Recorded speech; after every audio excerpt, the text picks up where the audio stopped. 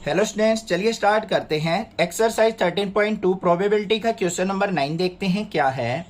If A and B are two events such that probability of A event is 1/4, probability of B event is 1/2 and probability of A intersection B is 1/8, then find out probability of not A and not B.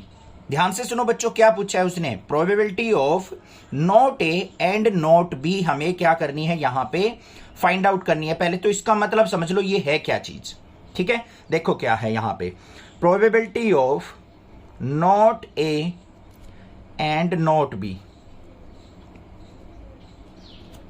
ये हमें निकालनी है।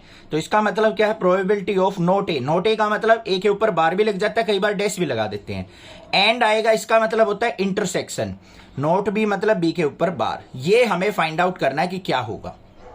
अगर यहां पे और होता तो यूनियन लेते हम, ये चीज आपको पता है ना, क्लियर, ठीक है। तो हमें निकालना है प्रोबेबिलिटी ऑफ नोट ए और नोट बी, ये किसके इक्वल होगी। अगर दोनों इंडिपेंडेंट इवेंट हो तो उसके लिए हमें क्या चेक करना पड़ेगा, ध्यान से देखो। Probability of A intersection B equal to हमें दे रखा है 1/8, प्रोबेबिलिटी ऑफ ए हमें दे रखा है 1/4, प्रोबेबिलिटी ऑफ बी हमें दे रखा है 1/2। तो यहां पे देखो, probability of A intersection B is equal to probability of A into probability of B है या नहीं है।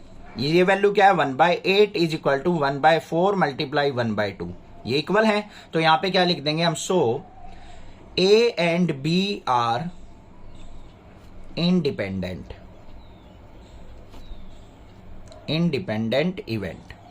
ये बात पता चल गई मुझे कि ए और बी दोनों क्या है, इंडिपेंडेंट इवेंट है। अब इसकी हेल्प से इसको निकाल लेते हैं।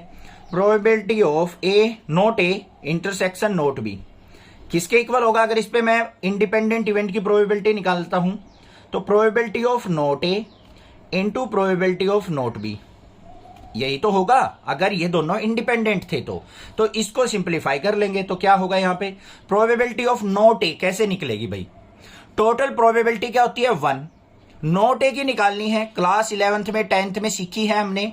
देखो अगर मान लो कोई भी ए इवेंट की प्रोबेबिलिटी 1/3 है तो नोट ए की अगर निकालनी है तो 1 - 1/3 कर लेते हैं या नहीं। 1 में से सब्ट्रैक्ट कर लो होने की प्रोबेबिलिटी को, तो नोट ए की आ जाती है। वही काम हम यहां पे करेंगे। तो यहां पे क्या हो जाएगा, 1 minus probability of A into 1 minus probability of B, बस काम खत्म। तो क्या हो गया, 1 माइनस प्रोबेबिलिटी ऑफ ए कितनी है हमारी 1/4 into 1 minus probability of B 1/2। Simplify कर लो, 1 में से 1/4 गया तो कितना आ गया बच्चों 3/4, 1 में से 1/2 गया तो कितना आ गया 1/2, तो कितना आ गया 3 × 1 = 3, 4 × 2 = 8, तो कितनी प्रोबेबिलिटी आ गई हमारी 3/8 आंसर हो गया। बस ये काम था, नोट ए नोट बी की आ गई। समझ में आ गई बात, क्लियर है। टोटल प्रोबेबिलिटी क्या होती है, 1 होती है। अगर किसी चीज के होने की प्रोबेबिलिटी उसमें से सब्ट्रैक्ट करेंगे तो क्या हो जाएगा बच्चों, ना होने की प्रोबेबिलिटी आ जाएगी। अब जैसे मान लो कोई आपसे कह दे कि मेरे चांसेज हैं 0.3 किस चीज के, कि मैं इस क्वेश्चन को सिंप्लीफाई कर लूंगा, तो कितने चांसेस हुए कि वो क्वेश्चन को सिंप्लीफाई नहीं कर पाएगा। 1 में से 0.3 को सब्ट्रैक्ट कर दो, 0.7 हो गए, तो 0.7 चांसेस हो गए कि वो उस क्वेश्चन को सिंप्लीफाई नहीं करेगा।